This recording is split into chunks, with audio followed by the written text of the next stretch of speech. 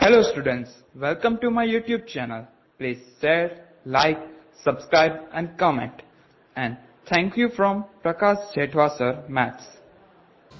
विद्यार्थी मित्रों स्वाध्याय 3.3 एक्सरसाइज नंबर 3 एमा कोड प्रश्न नंबर 4 रकम बराबर वांचो छो सांभळજો विद्यार्थी मित्रों કે એક શહેરમાં ટેક્સી ભાડું એ નિશ્ચિત ભાડું અને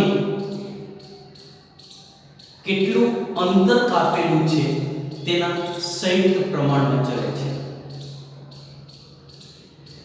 कोई व्यक्ति 10 किलोमीटर अंतर माटे 105 रुपया चूकवे छे અને 15 किलोमीटर माटे 155 रुपया चूकवे छे तो निश्चित भाड़ું કેટલું છે એ શોધો। વધારામાં કિલોમીટર દીઠ કેટલું ભાડું છે એ પણ શોધવાનું છે અને જો કોઈ પેસેન્જર 25 કિલોમીટર અંતર કાપે ટેક્સીની અંદર तो એને કેટલા રૂપિયા ચૂકવવા પડે એ આપણે શોધવાનું છે। તો વિદ્યાર્થી મિત્રો સૌથી પહેલા નિશ્ચિત ભાડું જે આપણે શોધવાનું છે એને 100 રૂપિયા કહી દઈએ અને કિલોમીટર દીઠ ભાડું એને આપણે 22 રૂપિયા કહી દઈએ છીએ। પહેલી લીટી રકમની બાજુ બરોબર કે કોઈ એક શહેરમાં ટેક્સી ભાડું એ નિશ્ચિત ભાડું અને પેસેન્જરે કેટલા કિલોમીટર અંતર કાપેલું છે એટલે અંતરના સંયુક્ત પ્રમાણમાં છે। એનો અર્થ એ થાય વિદ્યાર્થી મિત્રો ટેક્સીમાં બેસીએ એટલે નિશ્ચિત ભાડું તો બધાએ ચૂકવવાનું જ છે।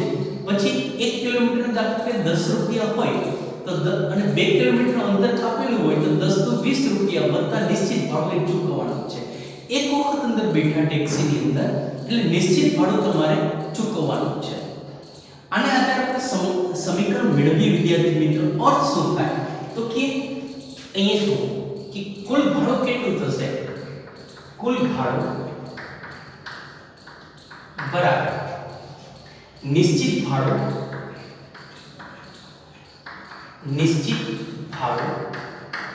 વત્તા કિલોમીટર દીઠ ભાડું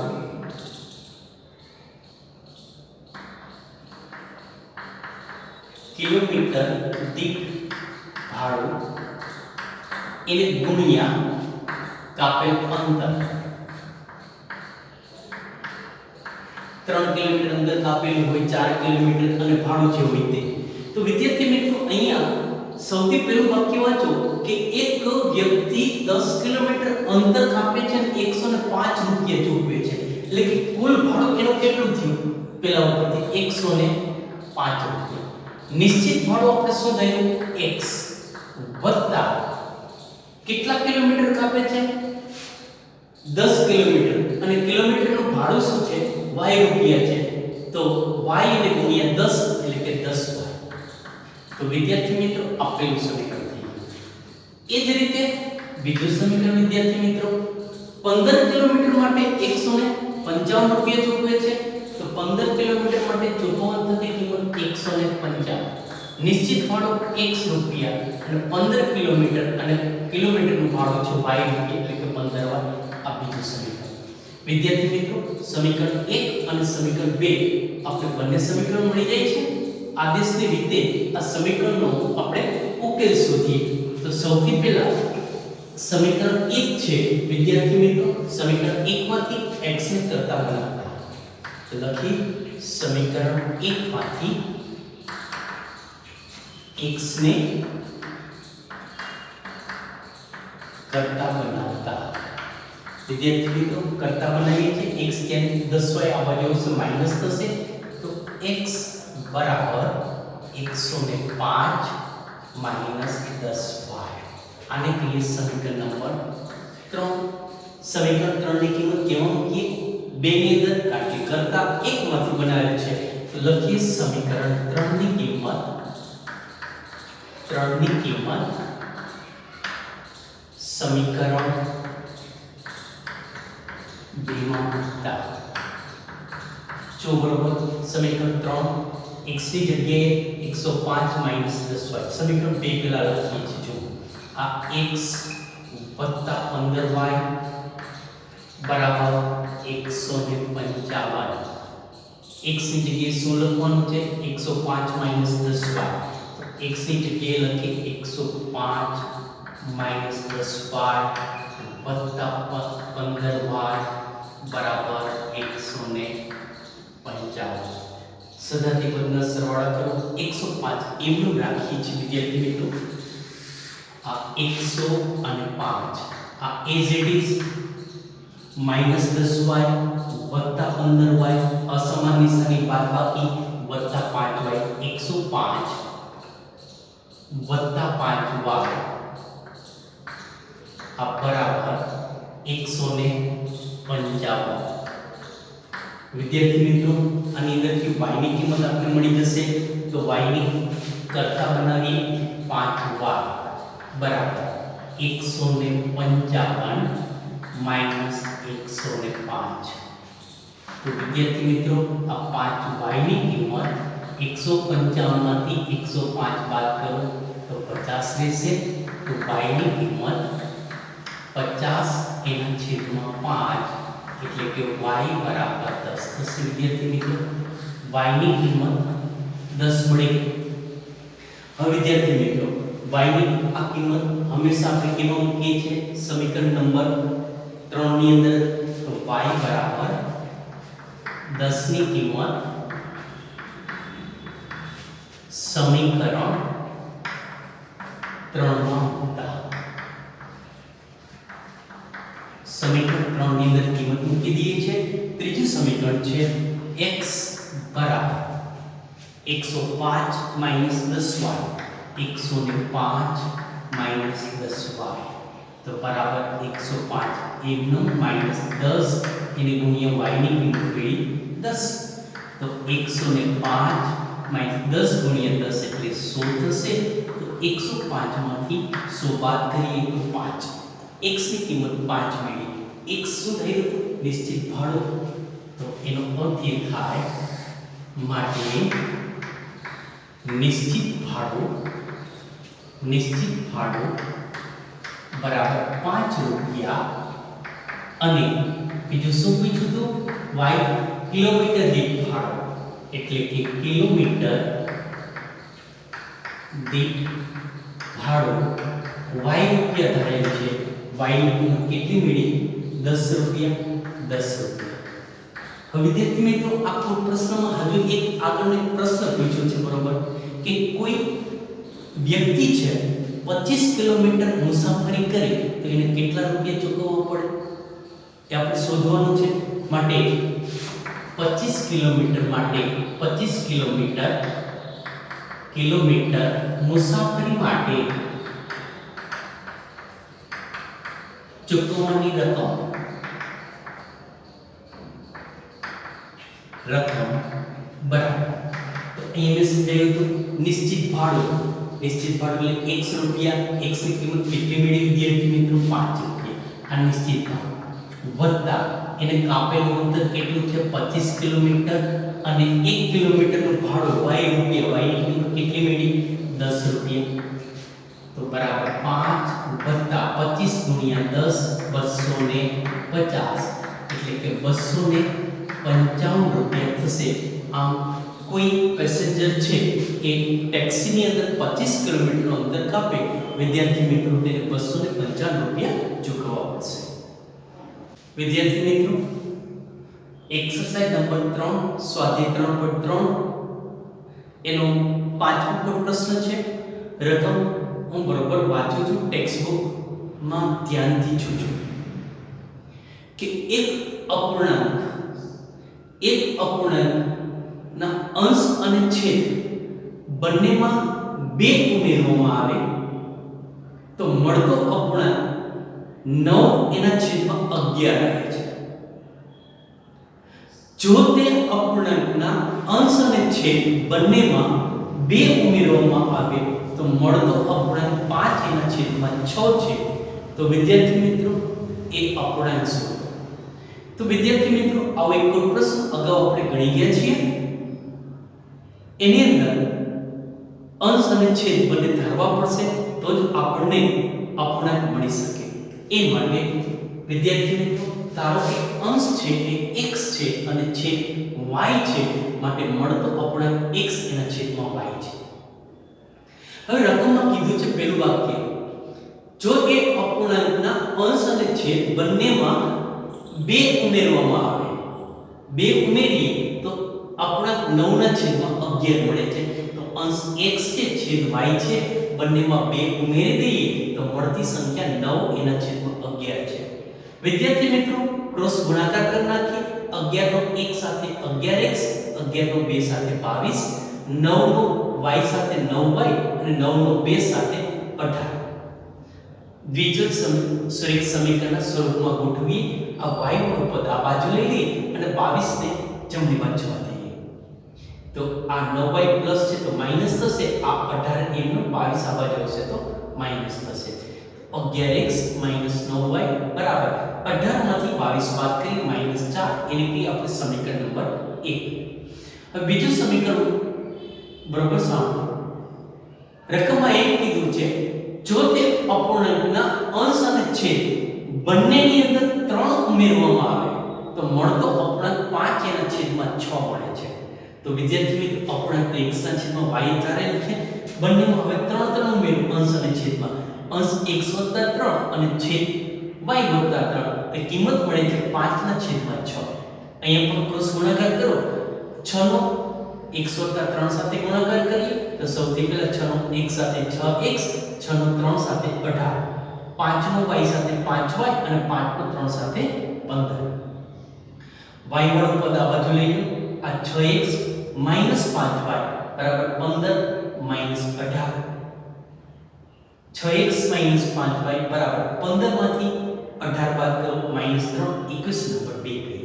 તો વિદ્યાર્થી મિત્રો, અહીંયા આપણને બંને ઇક્વેશન મળી જાય છે. બંને ઇક્વેશન ઉપરથી આપણે આદેશની રીતનો ઉપયોગ કરી અને x અને y ની કિંમત છે એ આપણે શોધવી જોઈએ. તો વિદ્યાર્થી મિત્રો, કોઈ એક સમીકરણમાંથી કરતા બનાવાય તો અહીંયા આપણે સમીકરણ 2 માંથી y ને કરતા બનાવવાનું છે. લખેલું છે સમીકરણ 2 માંથી y ને કરતા બનાવીએ છીએ. તો -5y ને ઓલી બાજુ જવા દીધા એટલે +5y થશે. -3 છે એ ડાબી બાજુ આવશે એટલે +3 થઈ જશે. તો 6x + 3 બરાબર 5y. તો 5 ગુણાકારમાં છે છેદમાં જશે એટલે y ની કિંમત મળશે 6x + 3 એના છેદમાં 5. કરતાને સમીકરણ 2 માંથી બનાવેલ છે, માટે 3 ની કિંમત છે એ સમીકરણ 1 માં મૂકવી પડશે. તો લખેલું છે સમીકરણ 3 ની કિંમત 1 માં મૂકીએ તો સૌથી પહેલા પેલું સમીકરણ લખવું પડશે. 11x - 9y બરાબર -4 અહીં લખેલું છે. હવે જ્યાં y દેખાય તેમાં લખવાનું છે 6x + 3 એના છેદમાં 5. તો 11x એમનો -9 એટલે ગુણ્યા y, તો y ની આ કિંમત લખેલી છે 6x + 3 છેદમાં 5 બરાબર -4. અપૂર્ણાંકનું સમીકરણ ફરી છેદમાં 5 છે, તો દરેક પદને 5 વડે ગુણી નાખો એટલે અપૂર્ણાંક નીકળી જશે. 11x એટલે ગુણ્યા 5 એટલે 55x માઈનસ આને 5 વડે ગુણશો 5 5 ઉડી જશે એટલે માત્ર આવશે -9 એટલે ગુણ્યા કૌંસમાં અંશમાં પદ હતું તે 6x + 3 બરાબર -4 ને 5 વડે ગુણીએ એટલે -20 થશે. તો 55x -9 નો 6x સાથે ગુણાકાર -54x, -9 નો +3 સાથે -27 બરાબર -20. સજાતી પદના સરવાળા કરો વિદ્યાર્થી મિત્રો. 55x - 54x એટલે માત્ર x -27 એમનો બરાબર નિશાની અને -20 એમનો રહેશે. x ને કરતા બનાવવા છે -27 ડાબી બાજુથી જમણી તરફ જશે એટલે પ્લસ થઈ જશે. તો x બરાબર -20 + 27, અસમાન નિશાની છે બાદબાકી કરાય. 27 માંથી 20 બાદ કરો તો 7, x ની કિંમત આપણે મળી 7. x ની આ કિંમત હંમેશા આપણે સમીકરણ 3 માં જ મૂકીએ છીએ. તો x બરાબર 7 ની કિંમત સમીકરણ 3 માં મૂકતા. તો ત્રીજું સમીકરણ શું હતું વિદ્યાર્થી મિત્રો? અહીં લખેલું છે y બરાબર 6x + 3 એના છેદમાં 5. x ની જગ્યાએ 7 લખ્યા છે, બાકીના પદ એમનું લખ્યા છે. સાદુરૂપ આપો 6 × 7 એટલે 42 + 3 એના છેદમાં 5. 42 અને 3 નો સરવાળો કરો 45 એના છેદમાં 5 છેદરૂપ છે. 5 × 9 = 45 એટલે y ની કિંમત 9 મળી. તો માગેલ અપૂર્ણાંક શું થશે? તો કે x ના છેદમાં y આપણે ધાર્યું હતું. x ની કિંમત કેટલી મળી વિદ્યાર્થી મિત્રો? અહીં મળેલ છે 7 અને y ની કિંમત કેટલી મળી? 9 એટલે કે 7 ના છેદમાં 9. તો આ માગેલ અપૂર્ણાંક થશે વિદ્યાર્થી મિત્રો. વિદ્યાર્થી મિત્રો, સ્વાધ્યાય 3.3 એક્સરસાઇઝ નંબર 3 કોડ પ્રશ્ન નંબર 6 રકમ વાંચું છું, શાંતિથી સાંભળશો કે 5 વર્ષ પછી જેકબની ઉંમર તેના પુત્રની ઉંમર કરતા 3 ગણી હશે. બીજું વાક્ય લખેલું છે 5 વર્ષ પહેલા જેકબની ઉંમર તેના પુત્રની ઉંમર કરતા 7 ગણી હતી. તો જેકબની અને તેના પુત્રની હાલની ઉંમર શોધો. વિદ્યાર્થી મિત્રો, બંનેની હાલની ઉંમર શોધવાની છે. વિચાર તો આપણે એ ધારી લેવું પડશે. તો અહીંયા ધારો કે જેકબની હાલની ઉંમર x વર્ષ છે અને તેના પુત્રની હાલની ઉંમર y વર્ષ. હવે પેલું વાક્ય વાંચો, 5 વર્ષ પહેલા.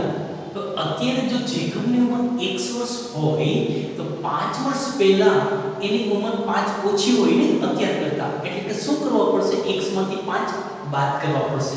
તો જુઓ 5 વર્ષ પછીની વાત કરેલી છે સૌથી પહેલા, સોરી, કે 5 વર્ષ પછી.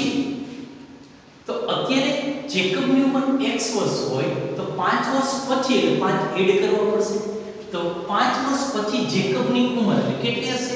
જે ટેક્સ્ટ બુકમાં રકમ આપેલી છે મુજબ વાક્ય જુઓ કે 5 વર્ષ પછી જેકબની ઉંમર, તો જેકબની ઉંમર x + 5 થાય બરાબર કેટલી છે?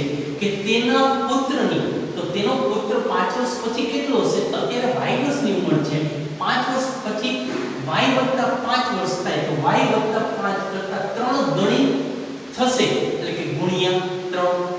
સાદુરૂપ આપો x + 5 બરાબર 3 નો y સાથે ગુણાકાર 3y અને 3 ગુણ્યા 5 એટલે 15.